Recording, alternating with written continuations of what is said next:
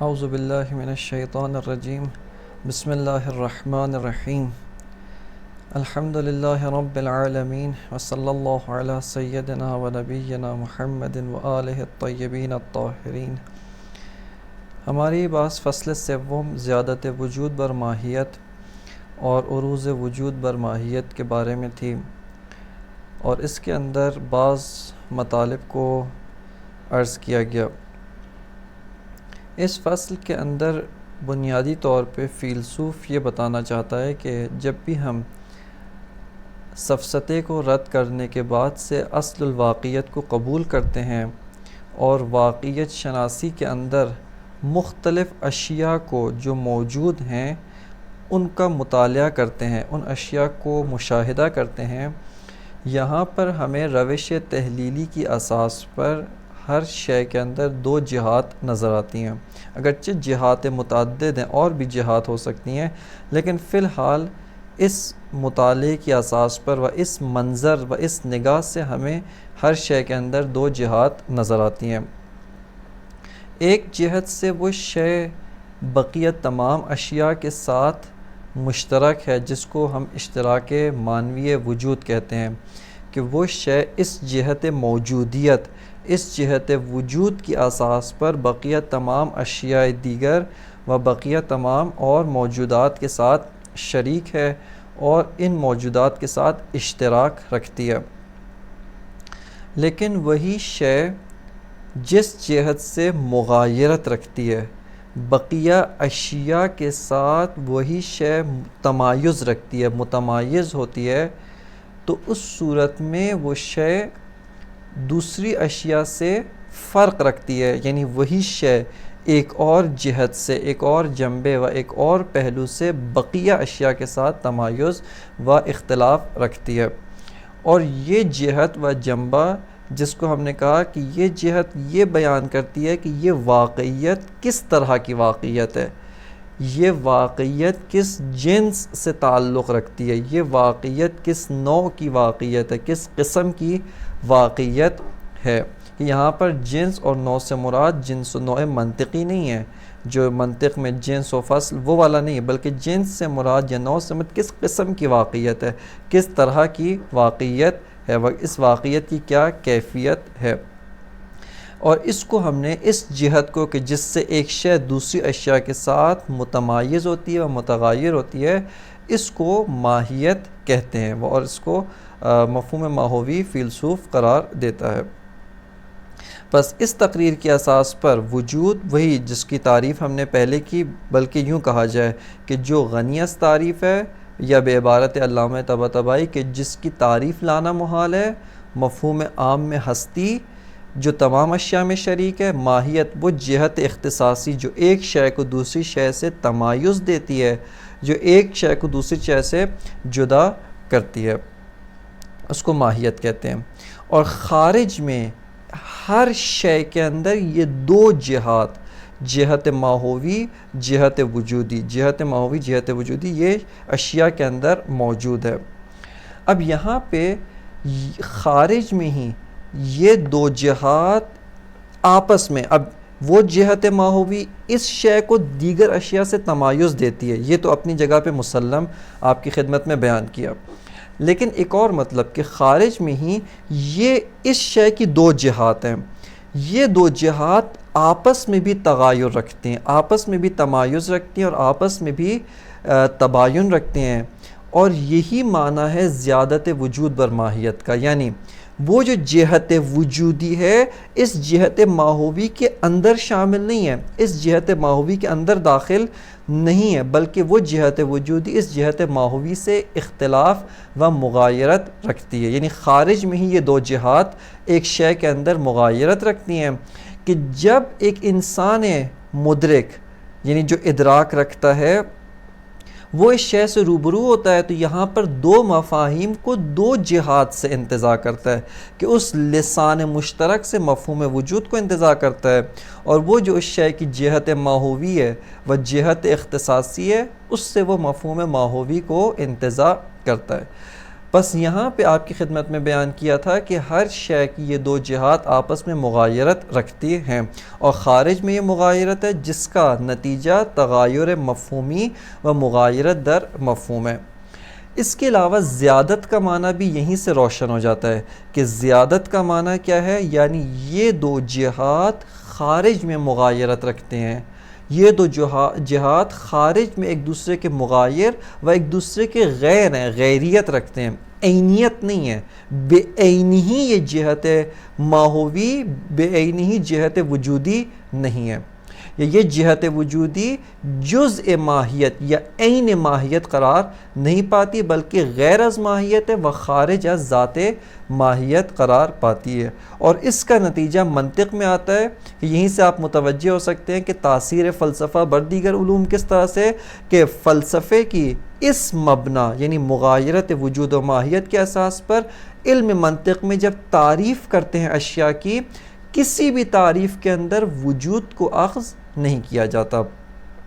یعنی کسی بھی تعریف کے اندر ہم یہ نہیں کہتے کہ الانسان ما ہو، یہ نہیں کہا جاتا الانسان ہوا حیوان ناطق موجود، کیوں؟ چونکہ اس ماہیت کے اندر وجود اخذ نہیں ہے،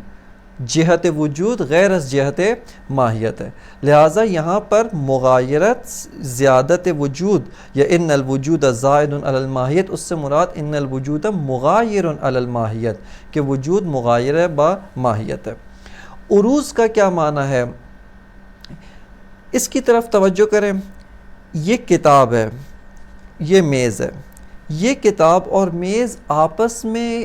کسی قسم کا تعلق نہیں رکھتے، یعنی بظاہر ہمیں لگتا ہے آپ اس کتاب کو لے کر باہر چلے جائیں اس میز کی صحت پہ کوئی اثر نہیں پڑتا،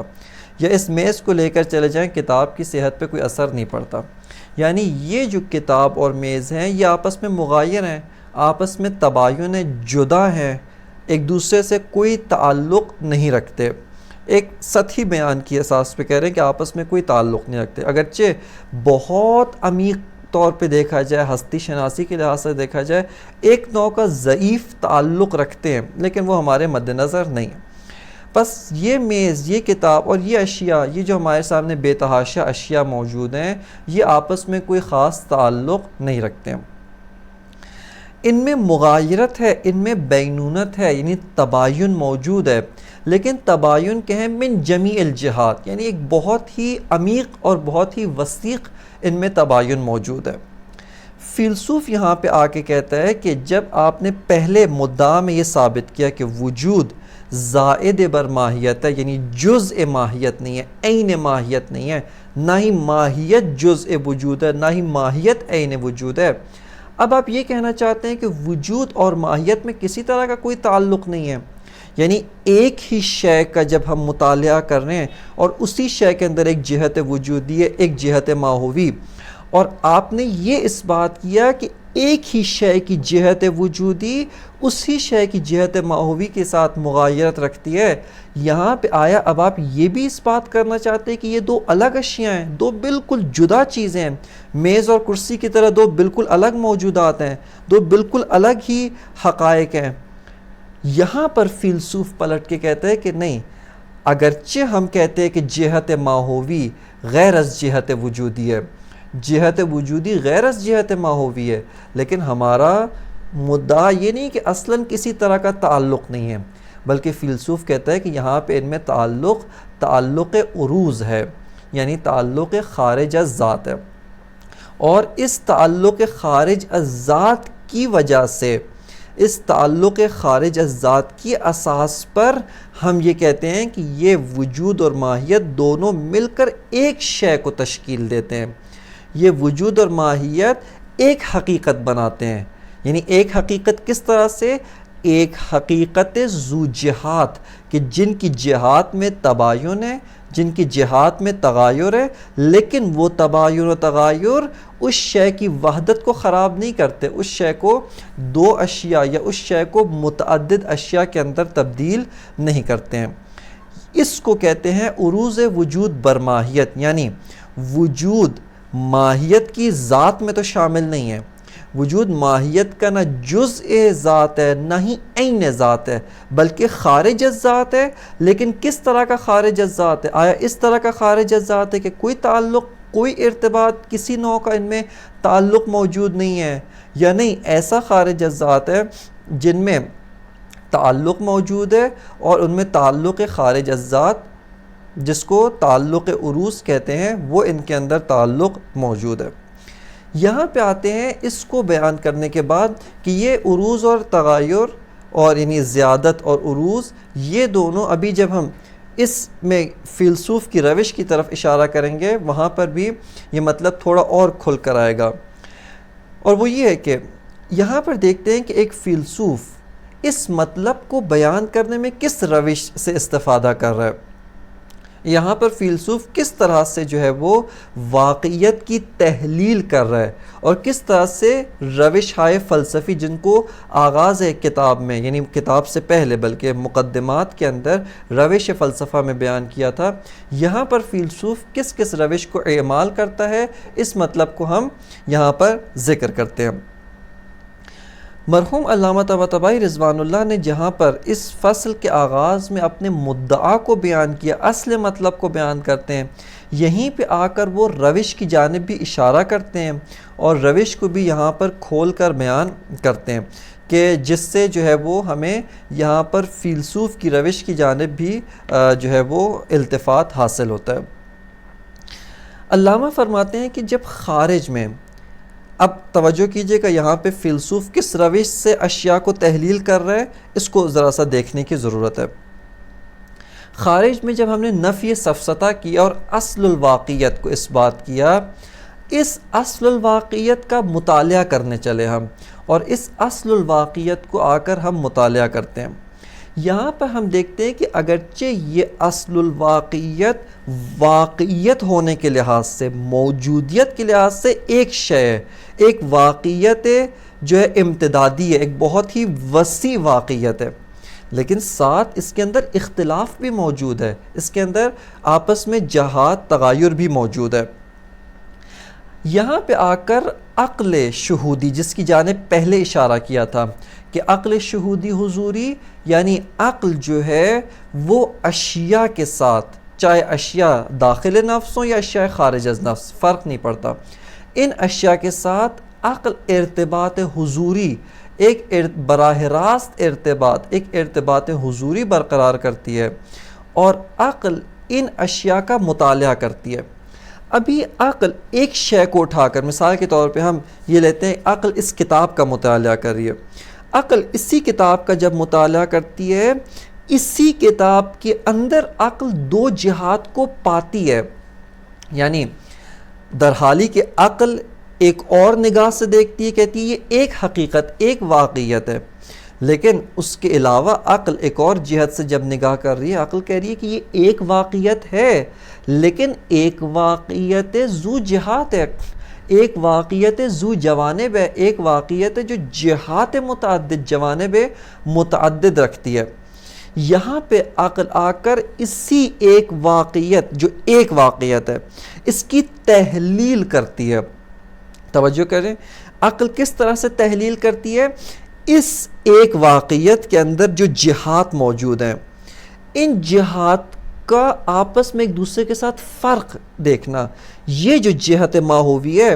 اس جہت وجودی کے ساتھ مغایرت رکھتی ہے، یہ جہت وجودی غیر از جہت ماہوی ہے، یعنی ان اشیاء، یعنی یہ ایک شے کے اندر جو جہات ہیں،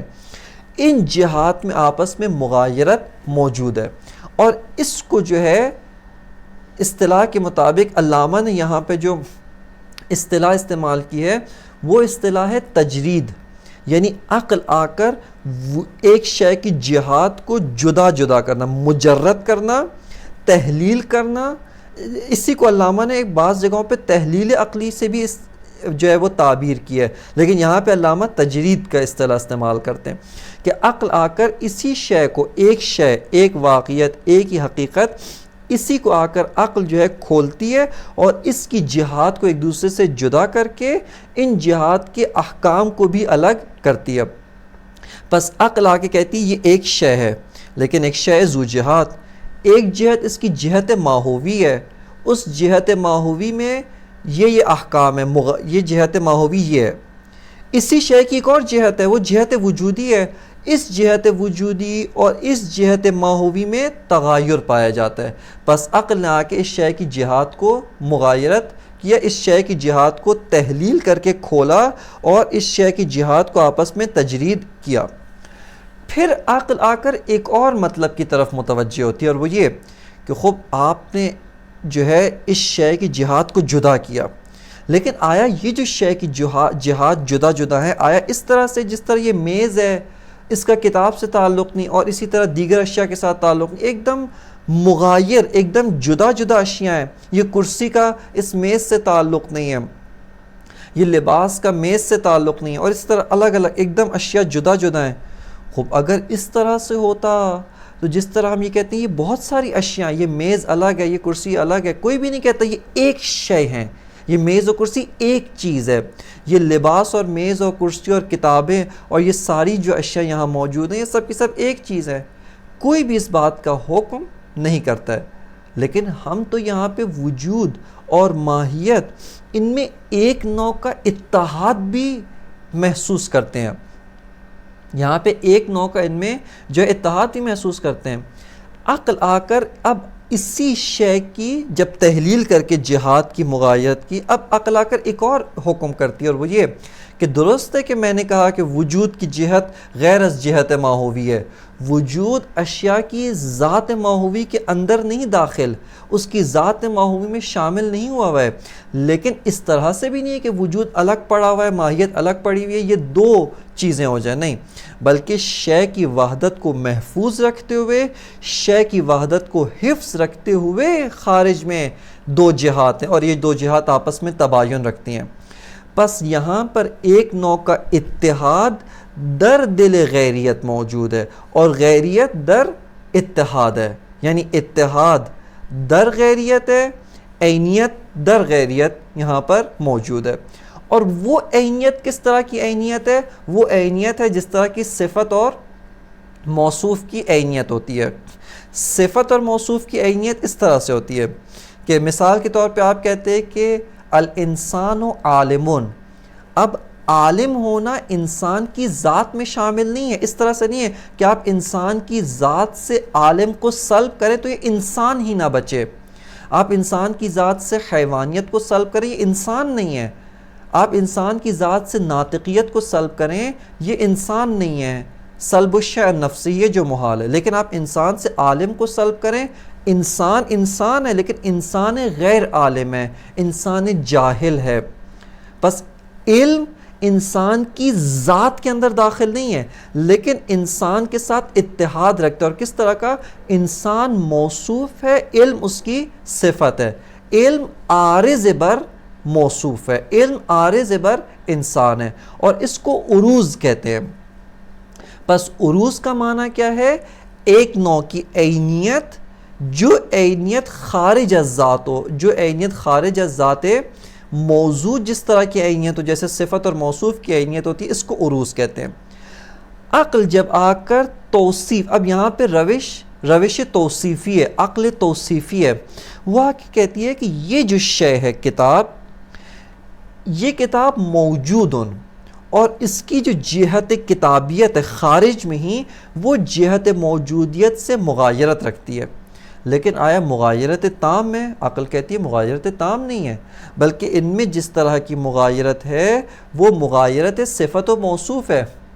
کہ صفت داخل در ذات موصوف نہیں ہوتی، جزء ذات موصوف نہیں ہے، صفت جزء ذات جو ہے وہ موصوف نہیں بنتی، لیکن ایک نوع کی عینیت ہے، ایک نوع کا اتحاد ہے، ایک نوع کا ارتباط شدید پایا جاتا ہے، اور وہ ارتباط کیا ہوتا ہے؟ ارتباط صفت با موصوف۔ پس موجودیت اس ماہیت کے ساتھ، اس جہت ماہوی کے ساتھ جو اتحاد رکھتی ہے وہ اتحاد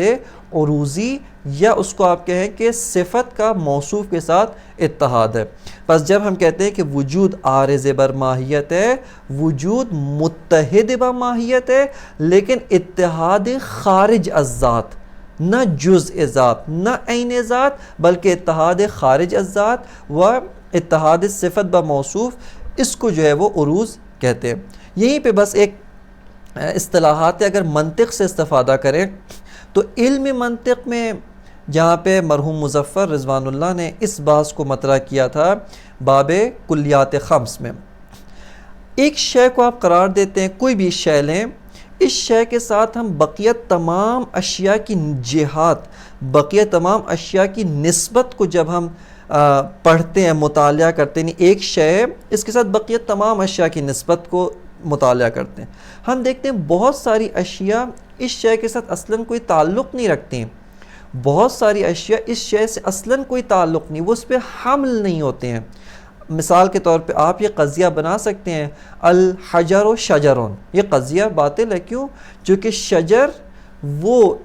حجر کے اوپر حمل نہیں ہوتا ہے، ان میں کسی نوع کا اتحاد موجود نہیں ہے کہ یہ ساری مباحث وحدت و کثرت کے اندر تفصیل کے ساتھ بیان ہوں گی مرحلہ وحدت و کثرت میں، لیکن بہت ساری اشیاء کو دیکھتے ہیں کہ وہ اشیاء اس موضوع کے ساتھ، اس ایک شے کے ساتھ اتحاد رکھتے ہیں۔ کس نوع کا اتحاد؟ یہاں پر اب فرق ہو جاتا ہے،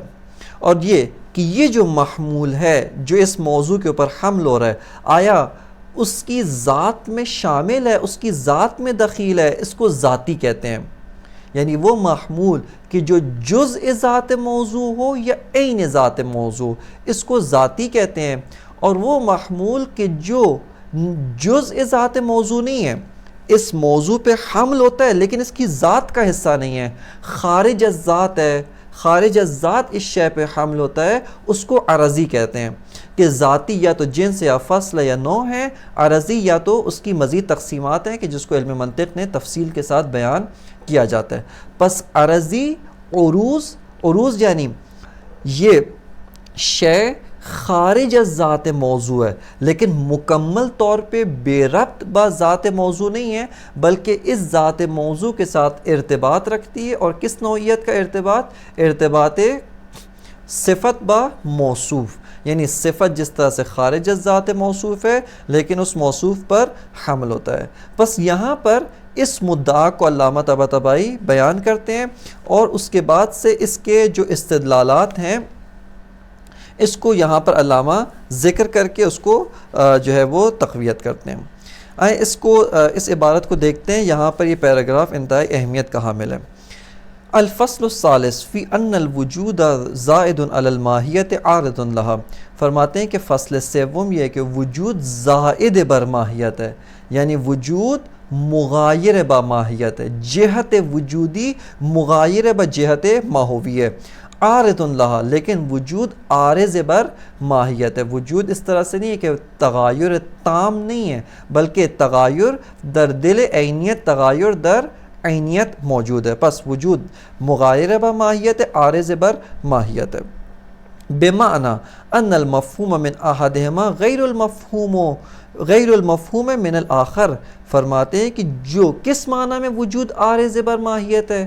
کس معنی میں وجود زائد بر ماہیت ہے لیکن عارض بر ماہیت ہے، فرماتے ہیں بمعنی ان المفہوم من احدہما غیر المفہوم من الآخر، کہ ایک سے جو کچھ سمجھ میں آتا ہے، یعنی وجود سے جو کچھ سمجھ میں آتا ہے وہی ماہیت سے سمجھ میں نہیں آتا، وجود سے جو مفہوم حاصل ہوتا ہے نفس کو بعینہ، وہی مفہوم ماہیت سے حاصل نہیں ہوتا، اور چونکہ مفاہیم میں مغایرت خارج میں ایک نوع کی مغایرت کی اطلاع دیتا ہے، مغایرت سے حکایت کرتا ہے، اس اساس پر تغایر مفہومی و تباین مفہومی حکایت از تغایر و تباین خارجی کرتا ہے۔ پس فرماتے ہیں بمعنی ان المفہوم من احدہما غیر المفہوم من الآخر فللعقل، پس اب عقل آ کے یہاں پہ علامہ روش کی جانب بھی اشارہ ہے دقت کے ساتھ کہ یہ ان تمام مطالب کو علامہ کی ان 3 سطور سے استخراج کرنا ہے۔ فرماتے ہیں فللعقل ان یجرد الماہیت وہی ما یقال فی جواب ما ہو، فرماتے ہیں کہ عقل جو ہے ماہیت کو تجرید کرتی ہے، کس سے؟ عن الوجود، یعنی فللعقل ان یجرد الماہیت، اس بریکٹ کو چھوڑ کے عن الوجود، یہ عن الوجود متعلق یجرد ہے کہ یہاں پر عقل یحلل تحلیل کرتی ہے، جدا کرتی ہے ماہیت کو وجود سے، جنبہ ماہوی کو خارج میں بھی عقل، جب عقل حضوری خارج میں اشیاء کے ساتھ ارتباط برقرار کرتی ہے، اس کا جنبہ ماہوی غیر از جنبہ وجودی ہے، جنبہ وجودی غیر از جنبہ ماہوی ہے۔ اور جب مفاہیم کی صورت میں، علم حصولی کی صورت میں ان دو جہات کے مفاہیم ذہن میں آتے ہیں، عقل یہاں پر بھی حکم کرتی ہے کہ یہ جو شے ہے، شے واحد، اس کی جہت وجودی سے جو مفہوم حاصل ہوا ہے وہ مفہوم غیر از مفہوم ماہوی ہے، یعنی اسی شے کی جہت ماہوی سے جو مفہوم حاصل ہوا ہے ان میں آپس میں غیریت ہے۔ بس فرماتے ہیں فَلِلْعَقْلِ أَن يُجَرِّدَ الْمَاهِيَّةَ وَهِيَ مَا يُقَالُ فِي جَوَابِ مَا هُوَ عَنِ الْوُجُودِ۔ بس عقل جو ہے ماہیت کو جدا کرتی ہے وجود سے۔ ماہیت کسے کہتے ہیں؟ فرماتے ہیں وَهِيَ مَا يُقَالُ فِي جَوَابِ مَا هُوَ، وہ شے، وہ جہت کہ جو اس شے کی ما ہوا کے جواب میں واقع ہو، یعنی اس شے کی جہت اختصاصی سے حکایت کرے، اس کو ماہیت کہتے ہیں۔ فَيَعْتَبِرُهَا وَحْدَهَا فَيَعْقِلُهَا، فرماتے ہیں پس عقل جو ہے اس ماہیت کو تنہا لحاظ کرتی ہے، تنہا اعتبار کرتی ہے، فَيَعْقِلُهَا، اور اس کو تنہا تعقل کرتی ہے، یعنی اس جنبہ ماہوی کے اندر وجود آ کر نہیں بیٹھا ہوا، اس جنبہ ماہوی کے اندر وجود دخیل نہیں ہے، بلکہ یہ جنبہ ماہوی غیر از جنبہ وجودی ہے۔ یہاں تک روش تحلیلی یا روش تجریدی سے استفادہ کیا۔ ثم یصفها بالوجود، پھر اب آیا ان میں کوئی کسی نوع کا ارتباط نہیں ہے، عقل آ کے کہتی ہے نہیں، ان میں ایک نوعیت کا ارتباط ہے، یعنی ثم یصف العقل، یصف کا فاعل العقل ہے، کہ پھر عقل آتی جس کو ہم نے کہا عقل توصیفی یا عقل توصیفی، جو صفت اور موصوف کا ارتباط برقرار کرتی ہے، وہ اس ماہیت کو موصوف قرار دیتی ہے۔ اور پہلے حکم کیا تھا کہ وجود اس ماہیت کی ذات میں شامل نہیں ہے، وجود جزء ماہیت نہیں ہے، وجود عین ماہیت نہیں ہے، لیکن وجود صفت برائے ماہیت ہے۔ یہ ماہیت موجودہ ہے، بس وجود صفت برائے ماہیت ہے۔ صفت کا معنی بیان کیا، ارتباط خارج از ذات کو صفت کہا جاتا ہے۔ ثم یصفها بالوجود، پھر عقل جو ہے وجود کو صفت برائے ماہیت قرار دیتی، نہیں ماہیت موصوف ہے، وجود صفت ہے۔ اور فرماتے ہیں وَهُوَ مَعْنَى الْعُرُوض، کہ یہاں پہ عبارت میں اشتباہ، اگرچہ لکھا عرض ہے لیکن حقیقت میں دیگر نسخ میں عروض ہے، اور یہی درست ہے کہ عروض جس کا اس میں فاعل عارض ہے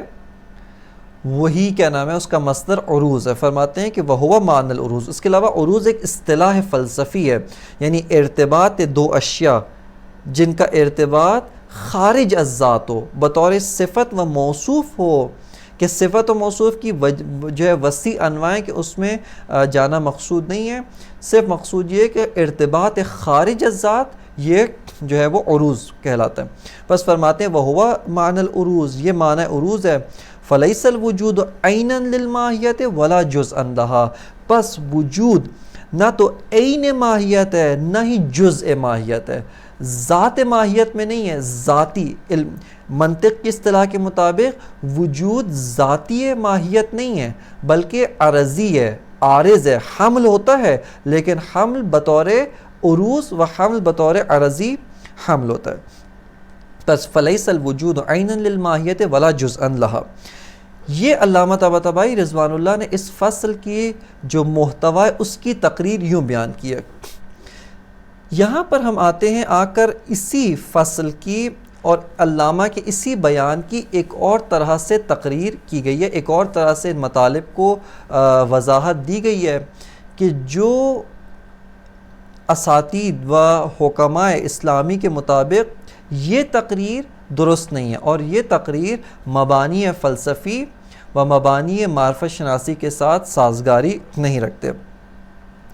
ایک تقریر وہی تھی، سب سے پہلی اور درست تقریر وہی ہے کہ خارج میں ایک شے واحد ذو جہات ہے جس کی جہات جدا جدا ہیں، اور ان جہات میں خارج میں مغایرت موجود ہے، اور یہی خارج کی مغایرت جب ذہن انسانی میں انعکاس پیدا کرتی ہے، ذہن انسانی میں منتقل ہوتی ہے، تو دو مفاہیم جدا اور دو مفاہیم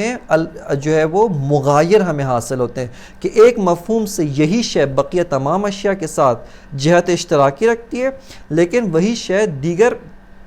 ایک مفہوم دیگر سے بقیہ اشیاء کے ساتھ جو ہے وہ جہت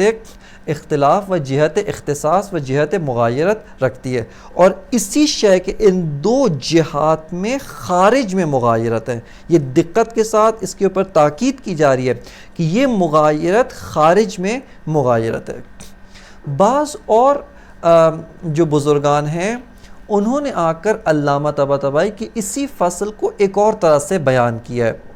انہوں نے کہا ہے کہ یہاں پر علامہ نے کیا کہا ہے کہ جو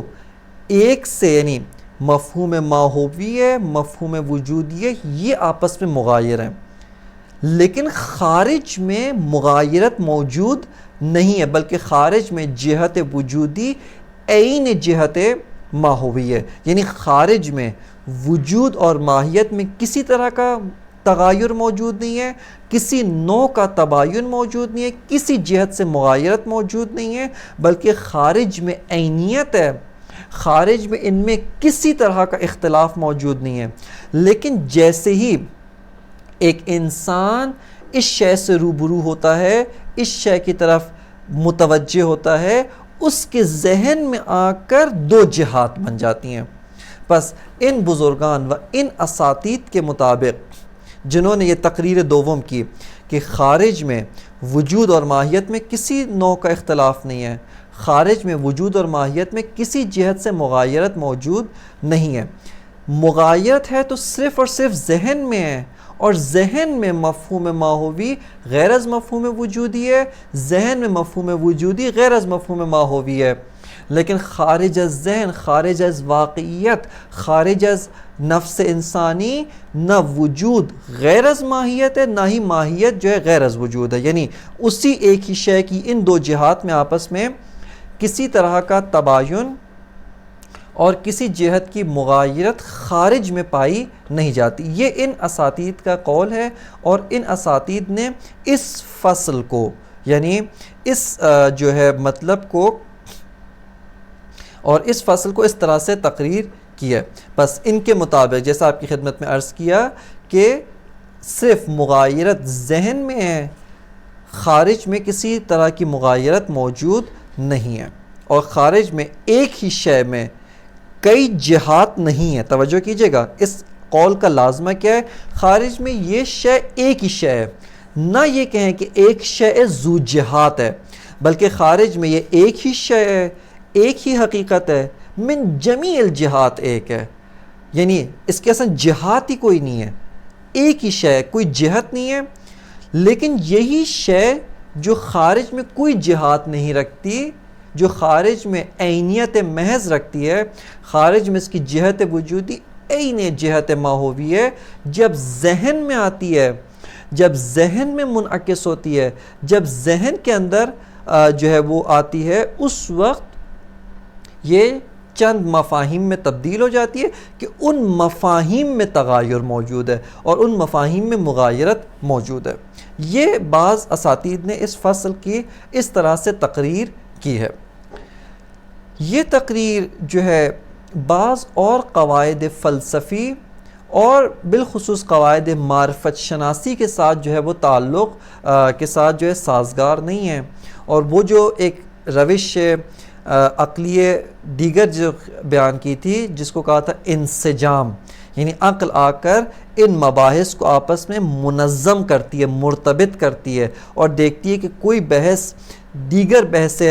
فلسفی کے ساتھ تعارض، دیگر بحث فلسفی کے ساتھ تعاند اور ٹکراؤ تو نہیں رکھتی۔ یہاں پہ عقل ان دو چیزوں میں یعنی اس تقریر دوم میں اور دیگر کافی ساری مباحث فلسفی کے اندر احساس تعارض کرتی ہے، اور وہ اشکالات کی شکل میں اس تقریر کے اوپر ہم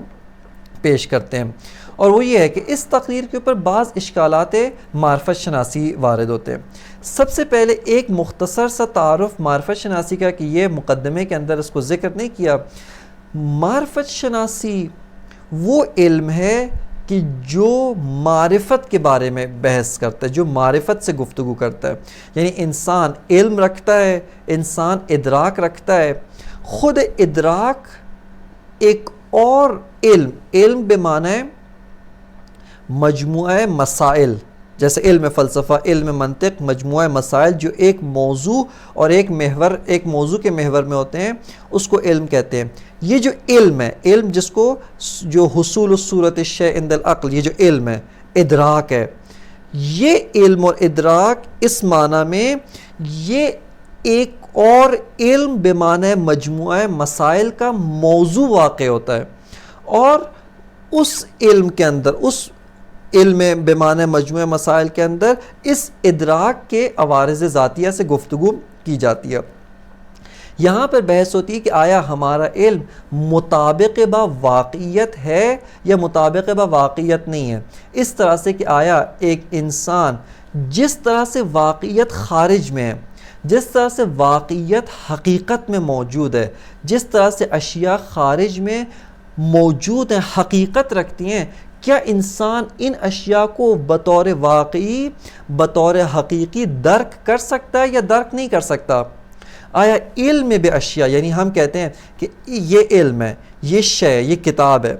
آیا انسان ان اشیاء کا علم واقعی اس کے لیے ممکن ہے یا ممکن نہیں ہے؟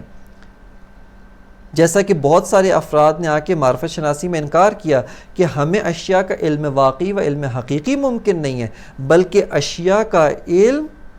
ہمیں اس طرح سے ہوتا ہے کہ ہمارا ذہن اشیاء میں تصرف کرتا ہے، ہمارا ذہن اشیاء کو اپنے مطابق بنا کر جو ہے وہ ان کو پیش کرتا ہے، اور جس طرح سے اشیاء خارج میں ہے، واقعیت میں، ان کا علم حاصل کرنا ہمارے لیے ممکن نہیں ہے۔ اور فلسفہ غرب اس کی اساس یہی ہے کہ ہمیں واقعیت کا علم ممکن نہیں ہے، یعنی معرفت شناسی کے اندر انہوں نے اس مبنا کو اختیار کیا کہ واقعیت اشیاء کا علم ممکن نہیں ہے، اور ہم اشیاء کی جو واقعیت ہے اس کا علم اس طرح سے کہ جس طرح سے اشیاء موجود ہیں حاصل نہیں کر سکتے۔ فلسفہ اسلامی و معرفت شناسی در سنت اسلامی کی اساس پر عقل انسانی و نفس انسانی اشیاء کا علم حاصل کر سکتا ہے، اور اشیاء کا علم اس طرح سے حاصل کر سکتا ہے جس طرح سے اشیاء حقیقت میں اور واقعیت میں موجود ہیں، جس طرح سے اشیاء کی حقیقت ہے، جس طرح سے اشیاء کی واقعیت ہے، جس طرح سے اشیاء موجود ہیں، ہم حقیقت اور واقعیت میں اشیاء کا علم حاصل کر سکتے ہیں، اور یہی اصل اور یہی اساس معرفت اسلامی ہے، اور اسی کی بنیاد پر ہم قائل ہیں کہ علم مطابق با واقعیت ہے، اور واقعیت عین علم، یعنی عینیت بین ادراک و خارج، عینیت بین مفاہیم و خارج، ایک عینیت کس جہت سے؟ عینیت از جہت علم، عینیت از جہت تطابق، کہ جو اپنے مقام پہ جس کو تفصیل کے ساتھ بیان کرنے کی ضرورت ہے۔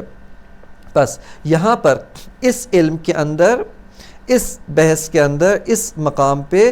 معرفت شناسی سے استفادہ کرتے ہوئے ہم یہ کہتے ہیں کہ انسان، یعنی معرفت شناسی ہے در سنت اسلامی، در آثار حکماء اسلامی، اس کی اساس پر علم انسان کے لیے ممکن ہے، اور انسان واقعیت کا علم جس طرح سے واقعیت ہے اس طرح سے حاصل کر سکتا ہے۔ یہ ایک مطلب۔ اس معرفت شناسی کی اساس پر ہم خارج سے منفعل ہیں، یعنی انسان، ادراک انسانی، حواس انسانی خارج سے منفعل ہوتے ہیں، کہ یہاں پر انفعال کا معنی یہ ہے کہ خارج انسانی نفس پہ اثر ڈالتا ہے، تاثیر ڈالتا ہے، جس کے نتیجے میں نفس انسانی میں یہ مفاہیم، یہ آثار اس کے نتیجے میں وجود میں آتے ہیں، اور نفس انسانی ان اشیاء کو درک کرتا ہے۔ ہم اس بات کے قائل نہیں ہیں کہ جس طرح سے حکماء غربی کہتے ہیں کہ علم اشیاء پہ اثر ڈالتا ہے، یعنی ہمارا علم اشیاء کو بدل دیتا ہے، یہ مبنا درست نہیں ہے، یہ مبنا باطل ہے، اساس سے باطل ہے، اور اس مبنا کی اساس پر جو ہے وہ علم میں بھی واقعیت ممکن نہیں ہے۔ لیکن فلسفہ اسلامی کے اساس پر، معرفت شناسی اسلامی کے اساس پر اشیاء ہمارے علم میں اثر ڈالتی ہیں، اور ہم اشیاء سے خارج سے منفعل ہیں، خارج سے ہمارا نفس متاثر ہوتا ہے، اور اس تاثر کے نتیجے میں ہم اشیاء کی معرفت اس طرح سے حاصل کر سکتے ہیں جس طرح سے اشیاء حقیقت اور واقعیت میں موجود ہیں۔ پس معرفت اسلامی کے اساس پر علم بواقعیت اس طرح سے کہ جس طرح سے اشیاء موجود ہیں اور حقائق موجود ہیں ممکن ہے. اور اس اصل کا یہ جو معرفت اسلامی نے جو اصل تأسیس کی ہے، اس اصل کو اصل انفعال کہتے ہیں کہ نفس انسانی منفعل از خارج ہے. یہ ایک مطلب، اس کو توجہ کے ساتھ اب آتے ہیں، آ کر ہم ملاحظہ کرتے ہیں. یہ قول جو تقریر دوم ہے، قول دوم ہے، یہ کہتا ہے کہ مفاہیم ہمارے ذہن میں مغایر ہے لیکن خارج میں مغایرت نہیں ہے. ہم کہتے ہیں کہ یہ جو اصل ہے، یہ اصل، یہ جو آپ نے قول کیا، یہ اصل انفعال کے ساتھ سازگار نہیں ہے. کیوں؟ چونکہ مغایرت مفہومی ہمیں خارج میں ایک نوع کی مغایرت سے حکایت کرتی ہے. عینیت مفہومی، عدم مغایرت مفہومی، یہ خارج میں عینیت کو بیان کرتا ہے، اور مغایرت مفہومی یہ خارج میں مغایرت کو بیان کرتا ہے. بس یہ ممکن نہیں ہے کہ خارج میں ایک شے وہ دوسری شے سے مکمل جدا ہو لیکن ہمارا ذہن ایک مفہوم انتزاع کر رہا ہو، ہمارا ذہن اس سے ایک ہی مفہوم حاصل کرو. یہ ممکن نہیں ہے. کیوں؟ چونکہ اگر ان دو اشیاء میں کسی جہت سے کوئی بھی اشتراک نہ ہوتا، ایک جہت بھی مشترک نہ ہوتی، ایک جنبہ بھی اشتراکی موجود نہ ہوتا، اس صورت میں یہ شے کبھی بھی ذہن کو ایک مفہوم نہیں دے سکتی ہے، بلکہ یہ شے ذہن کو متعدد مفاہیم دے گی جن میں آپس میں کوئی تعلق نہیں ہے. لیکن ہم دیکھتے ان تمام اشیاء سے ہم ایک مفہوم موجود حاصل کر رہے ہیں، ایک مفہوم حاصل کر رہے ہیں، اور اس مفہوم کے حمل میں جو فصل دوم کا مدعا تھا کہ وجود مشترک معنوی ہے، وہ بھی یہیں سے کہ اس اصل انفعال کے اساس پہ ہم دیکھتے ہیں وجود سب پہ حمل ہو رہا ہے. جب وجود ان سب اشیاء پہ حمل ہو رہا ہے،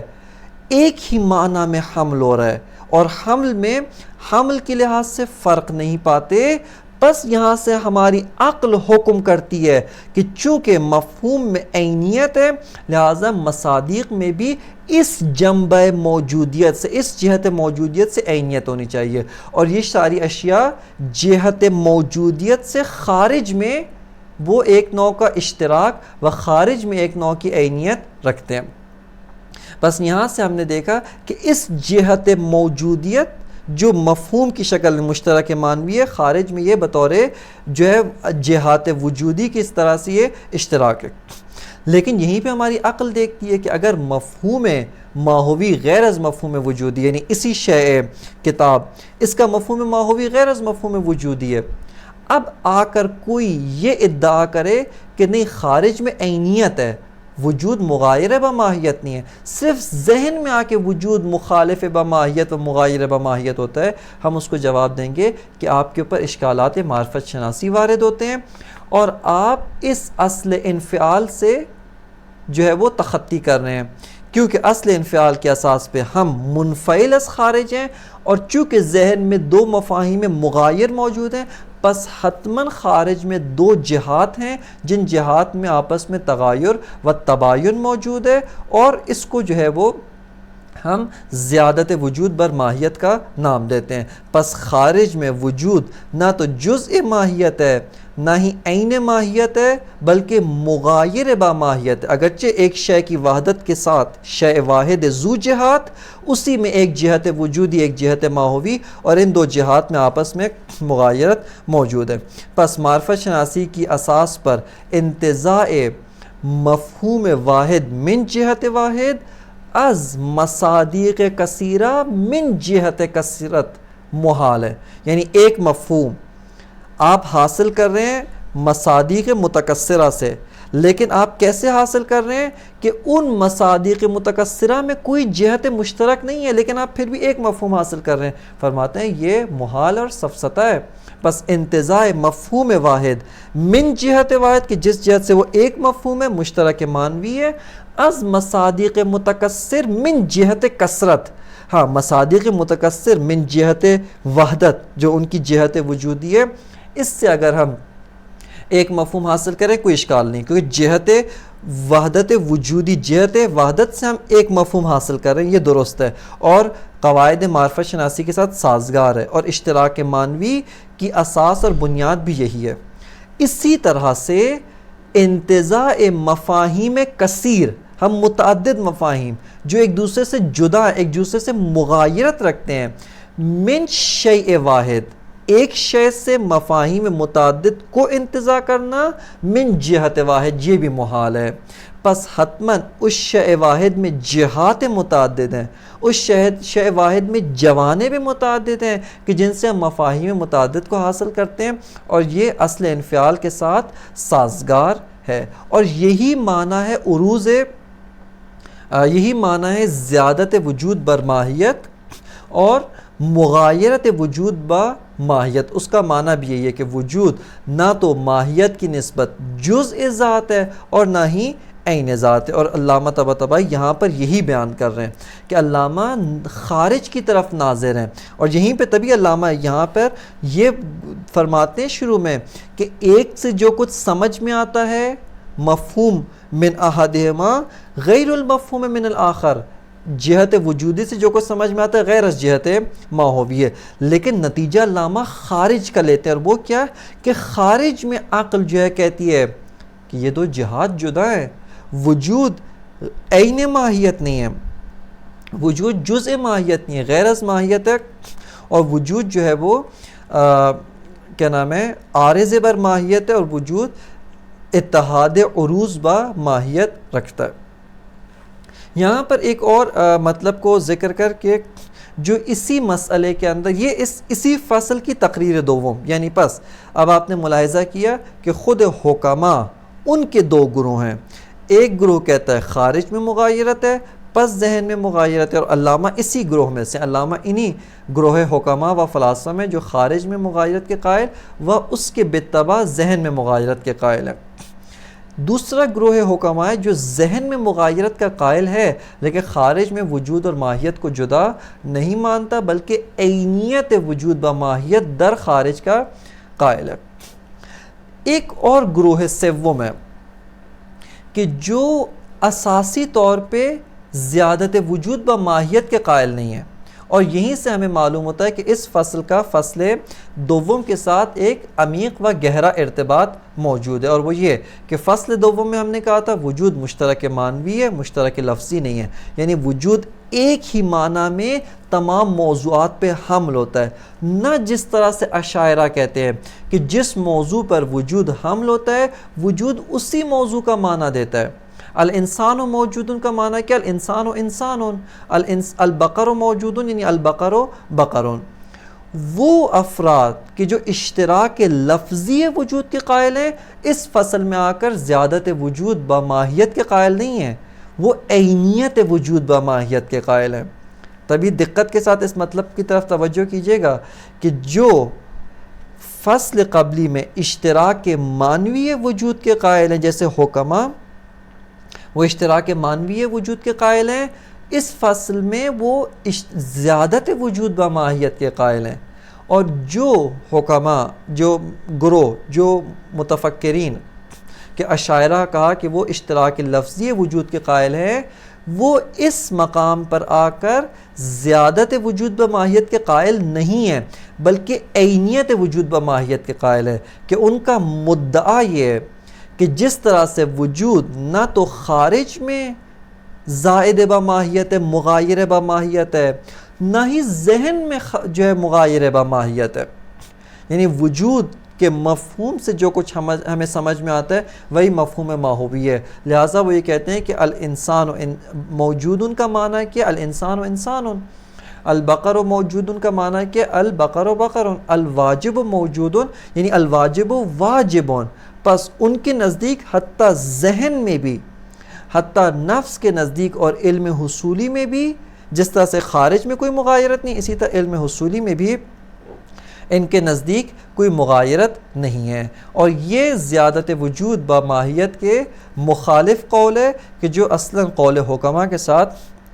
بالکل بھی سازگار نہیں ہے۔ بس اس مسئلے کے، اور یہ اشعریوں کا قول ہے کہ جن کو اشعری، ابو الحسن اشعری اور ان کے پیروکار جو متکلمین ہیں، ان کا یہ قول ہے کہ وجود عین ماہیت ہے، زائد با ماہیت نہیں، اور وجود مشترک لفظی، مشترک معنوی نہیں ہے۔ یہ قول مخالف آپ کی خدمت میں عرض کیا۔ اس کے بعد سے اب علامہ طباطبائی اس مسئلے کو، مسئلہ زیادت وجود با ماہیت و عروض وجود با ماہیت کو علامہ طباطبائی ایک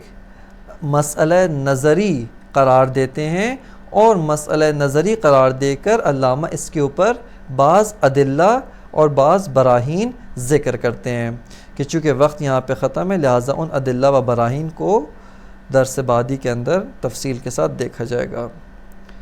وصلی اللہ علی سیدنا و نبینا محمد و آلہ الطیبین الطاہرین۔